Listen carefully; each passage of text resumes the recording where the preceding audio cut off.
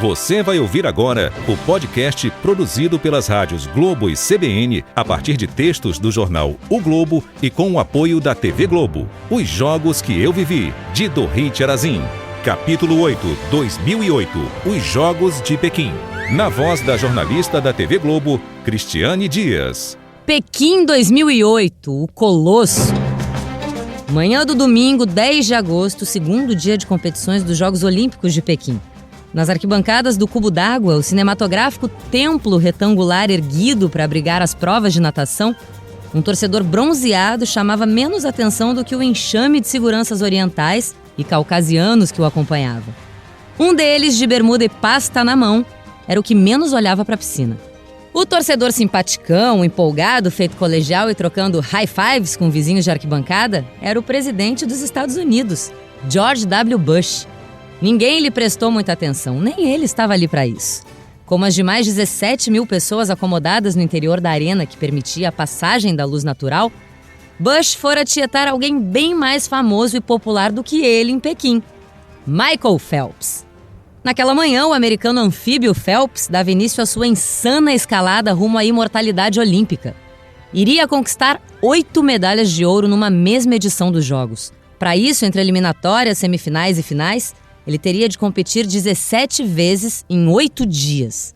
A maratona começava pela prova mais majestosa e dura da natação. Os 400 metros medley são sempre eletrizantes. Transcorrem com grandes variações de colocação, pois dependem da competência de cada nadador nos 4 estilos da prova: borboleta, costas, peito e nado livre.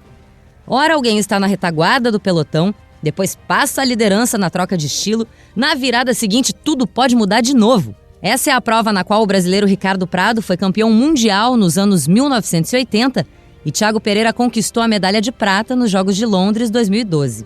Phelps acabou com o suspense batendo o próprio recorde mundial e deixando aos tubarões que ficaram para trás a disputa pela prata e bronze. Reportagem de Leandro Lacerda, da Seleção Rádio Globo CBN em 2008. Michael Phelps é um verdadeiro fenômeno. Em sua primeira final nos Jogos de Pequim, ele conquistou a medalha de ouro nos 400 metros 4 estilos, com direito à quebra de recorde olímpico e mundial. A nova marca é de 4 minutos, 3 segundos e 84 centésimos, quase 2 segundos abaixo do recorde anterior que pertencia a ele mesmo, estabelecido em junho. Agora, faltam 7 ouros para que Michael Phelps quebre o recorde de medalhas estabelecido pelo também americano Mark Spitz nos Jogos de Munique em 1972. Quando subiu ao lugar mais alto do pódio, o cubo inteiro levantou-se aos primeiros acordes do hino americano e tudo parecia seguir a coreografia com Phelps e compatriotas na arquibancada de mão no peito. De repente, antes do grande finale, a trilha do hino engasgou. Logo na China e justo na presença de George W. Bush, que nesse instante relâmpago deixou de ser visto como torcedor e sim um mandatário que teve o hino esquartejado. Bush foi craque, não apenas ali, como nas 3 outras modalidades esportivas que decidiu acompanhar em Pequim. Foi muito melhor torcedor do que presidente. A receita? O que conta dentro de um ginásio, arena ou estádio é a autenticidade pessoal, empatia com o esporte, sorte e despojo da liturgia do cargo. Não há cerimonial capaz de ensinar a um chefe de Estado ou de governo, ditador ou monarca, como se comportar e, ao mesmo tempo, se divertir nesse país estrangeiro chamado Jogos Olímpicos. Até porque tensões diplomáticas nunca faltam, e não seria diferente nessa Olimpíada, em que o mundo passou a conhecer a nova China e vice-versa. Reportagem de Leonardo Stamilo, na época integrante da Seleção Rádio Globo CBN. A cerimônia de abertura das Olimpíadas já dura meia hora no Estádio Nacional, mais conhecido como Ninho de Pássaro. Depois de uma contagem regressiva, 2008 faos, que são tambores típicos da China, foram acionados por 2008 músicos, que deram as boas-vindas a todos os atletas e torcedores que vieram a Pequim com o tema "Os amigos vieram de longe e por isso estamos felizes", uma frase que é do filósofo chinês Confúcio. A épica cerimônia de abertura, que transformara a massa humana em arte de massas, mal havia sido digerida por 3,5 bilhões de telespectadores, quando uma notícia não esportiva se espalhou por Pequim. Americano assassinado na Olimpíada. A vítima se chamava Todd Beckman e era sogro do técnico da seleção masculina de vôlei dos Estados Unidos. Mas não fora esfaqueado na rua por ser americano. Tampouco ele e a esposa, que ficou gravemente ferida, estavam numa arena dos Jogos. Apenas flanavam como turistas a alguns quilômetros da Cidadela Olímpica quando foram assaltados sem motivo ideológico por um chinês anônimo. Mas o estrago estava feito. Integrante da seleção Rádio Globo CBN, Carlos Eduardo Éboli, relata o que os chineses fizeram para encobrir a pobreza em Pequim. Ao atravessar uma passarela, a gente pôde ver um muro que dividia as construções olímpicas da realidade de algumas regiões de Pequim, realidade de pobreza. De um lado, o crescimento urbano de uma cidade se preparando para uma visita de turistas, de imprensa internacional, numa abertura jamais vista. E do outro, a dura realidade de pessoas menos favorecidas, uma favela realmente, com casas feitas de lona, com condição bem precária, mas as pessoas que passavam de carro ou de ônibus não enxergavam essa favela. Vivemos num mundo em que coisas acontecem, explicou o secretário-geral do comitê organizador do país, que construiu uma grande muralha por quase 2 milênios para se proteger de inimigos externos. Ele encerrou a explicação com uma garantia que nenhum dirigente sensato ou de nação democrática daria. Asseguramos que nada semelhante voltará a ocorrer. De fato, não aconteceu, mas não terá sido pela eficácia do controle do regime sobre seu povo. Nestes Jogos, o que interessava mais que tudo para a China emergente do presidente Hu Jintao era a disputa pelo maior número de medalhas de ouro. Leia-se, derrotar a supremacia dos Estados Unidos como potência olímpica. Se não em número total de pódios, pelo menos no que conta mais, o lugar mais alto. Em Atenas, 4 anos antes, o colosso chinês de apenas 5 participações olímpicas, o país estreara em Los Angeles. Já havia chegado perto. Ficaram faltando só 4 ouros para empatar com os 36 conquistados pelos americanos. Agora se apresentava com um exército de 639 atletas, 2/3 dos quais novatos em Olimpíadas e que conquistariam 29 dos 51 ouros da China, 15 a mais do que o Império Americano. Peter Uberhof, arquiteto dos bem-sucedidos Jogos de Los Angeles 84 e presidente do Comitê Olímpico dos Estados Unidos na debacle de Pequim, constatava o rolo compressor à sua volta. Estão tirando coelhos da cartola, dizia ele. 10 anos atrás, eles não sabiam o que era vôlei de praia. Acabaram de levar uma prata e um bronze, mesmo resultado que o Brasil, por sinal. Ele temia que na edição seguinte, em Londres 2012, a China ultrapassaria os Estados Unidos também no cômputo geral, o que em Pequim ainda não aconteceu. O placar final ficou em 110 a 100, com a Rússia em longínquo terceiro lugar, 72 medalhas. Pálida sombra da potência olímpica que fora. No jogo de basquete em que a seleção americana esmagou o time da casa com LeBron James fazendo tudo o que sabe, Bush foi mais diplomático na torcida, até por estar sentado ao lado do anfitrião.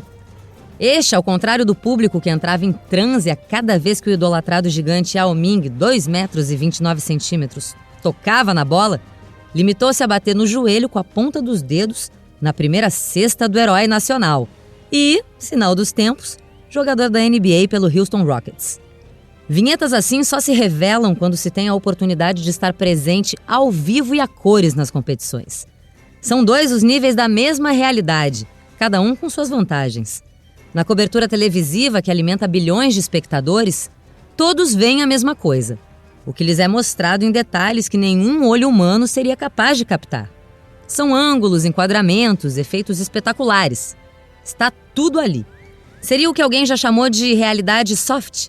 Pessoas compartilhando exatamente o mesmo instante. Na outra, a realidade hard de quem assiste da arquibancada, compartilha-se o tempo e o espaço. E cada um olha para onde bem entende e vê coisas aleatórias, uma vez que o olhar de cada bípede é único.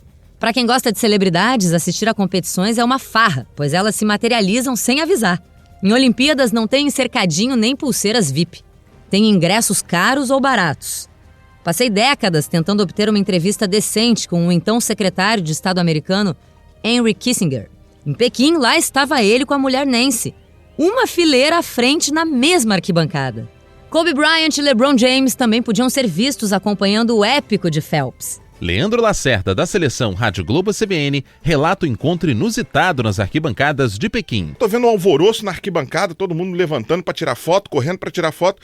Eu olho pro lado e falo assim, peraí, Eu conheço aquele indivíduo ali, chapeuzinho de turista, óculos escuro, camiseta, discretão lá no meio da galera.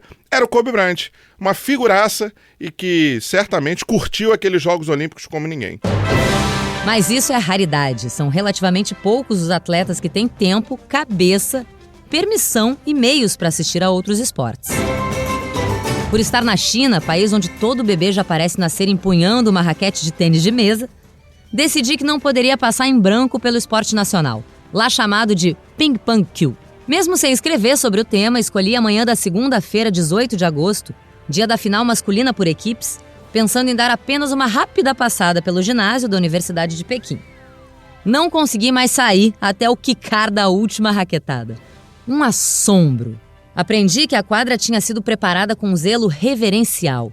O sistema de aclimatação tinha sido ajustado de forma a não soltar ar em velocidade maior do que 0,2 metro por segundo, para não afetar a direção das bolas de celuloide. Ao contrário do que eu pensava, elas não são vazias, são pressurizadas com gás.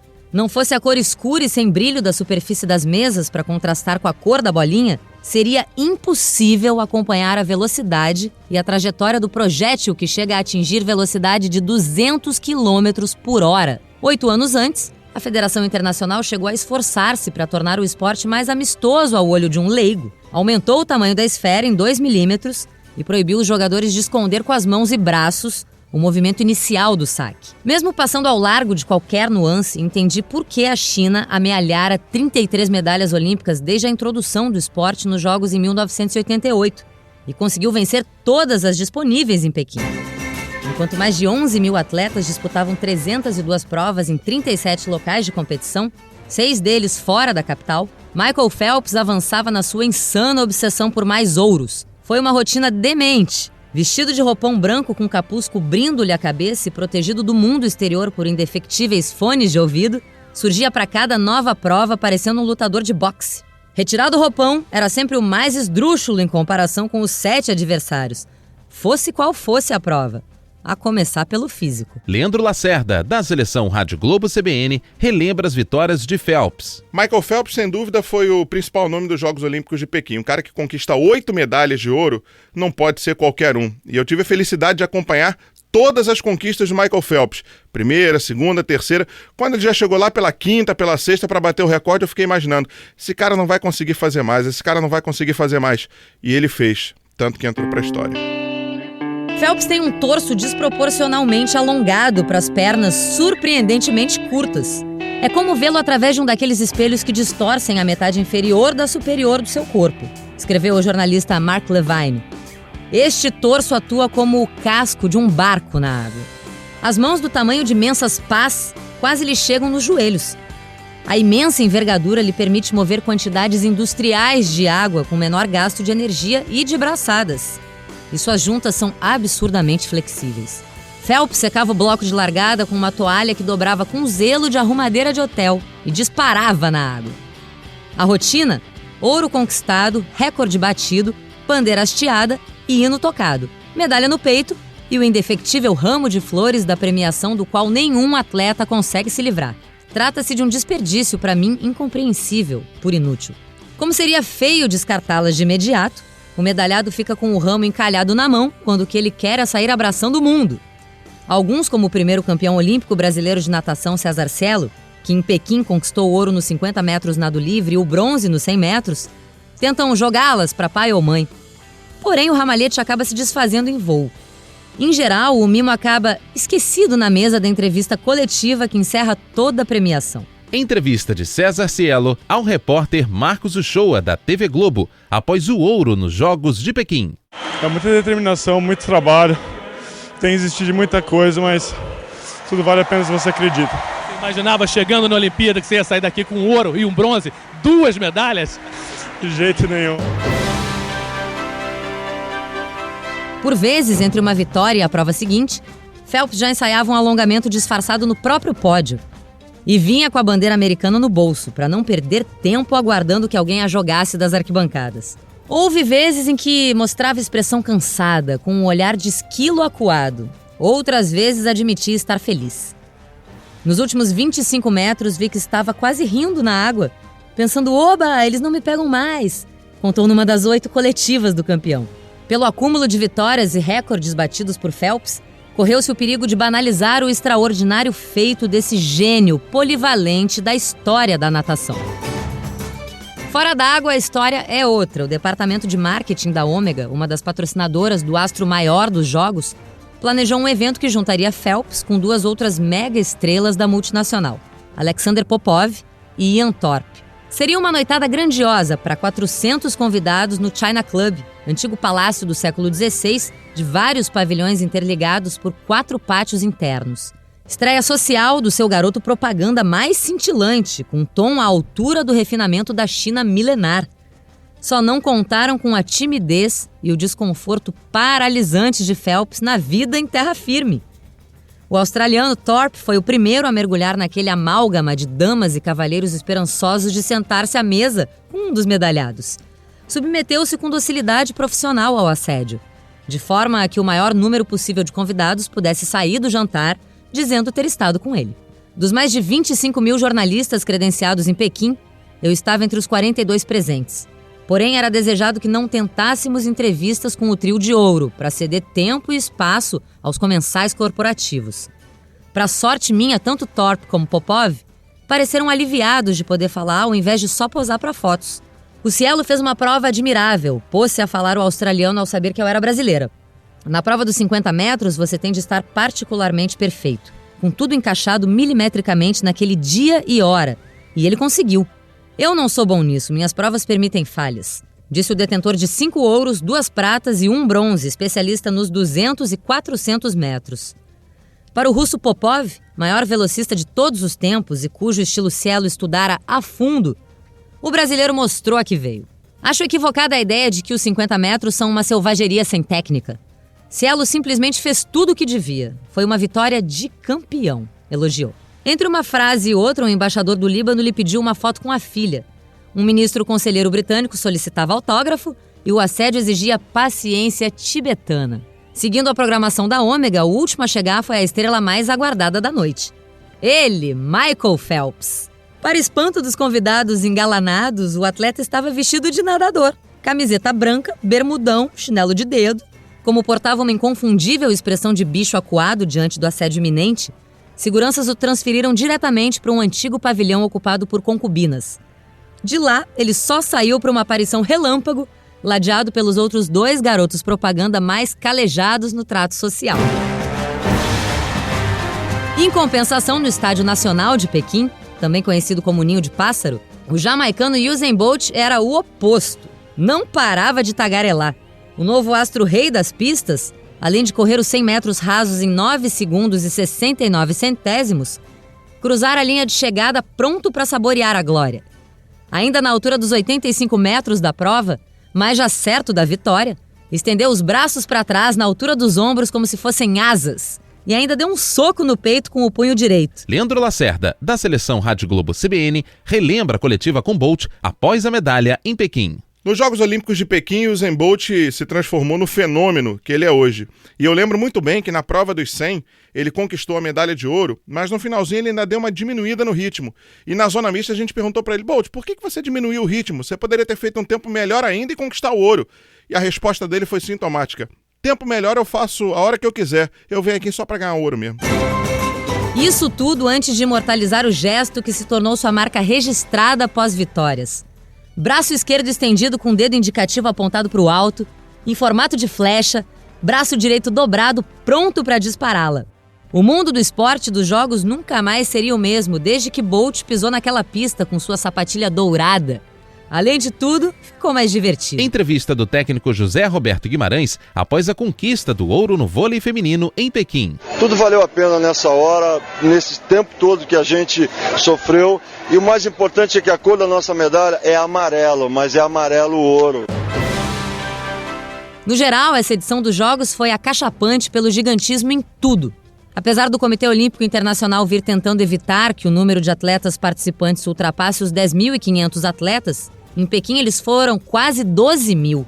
E a quantidade de credenciados de mídia virou formigueiro. Éramos mais de 25 mil. Ou seja, em tese, havia jornalistas caçando atletas por toda parte. A CCTV, estatal chinesa e única emissora do país, instalada num prédio assombroso projetado pelo holandês Rem Koolhaas, transmitia os jogos para uma audiência cativa. Alguns exemplos. A prova de levantamento de peso feminino teve 155 milhões de espectadores. A final feminina de tênis de mesa, 330 milhões. Mais do que a população dos Estados Unidos. Em contrapartida, como tudo era controlado pela administração de rádio, filme e televisão, nenhum telespectador ficou sabendo das suspeitas de fraude nas idades de pelo menos 2 ginastas do país. Anthony Lane, da New Yorker, imaginou um cenário ao final de suas 2 semanas de imersão na Pequim Olímpica. O britânico Sebastian Coe, comandante da organização dos Jogos seguintes, em Londres, teria se escondido no banheiro na apoteótica noite da cerimônia de abertura de Pequim. Precisava dar um telefonema urgente para sua equipe. Eles acabam de fazer uma apresentação em campo de 2.008 tocadores de tambores gigantes, iluminados. Sim, 2008. E nós? O que temos para mostrar? Na cerimônia de encerramento, quando a próxima cidade-sede sempre faz uma breve apresentação, os ingleses mostraram o que tem de melhor: humor, notável ausência de pretensão e música pop. Tudo de bom, pensei. Este podcast é uma produção da seleção Rádio Globo CBN. Foi feito a partir dos textos publicados pelo jornal O Globo e com o apoio da TV Globo. Amanhã, no capítulo 9, você vai recordar os Jogos de Londres.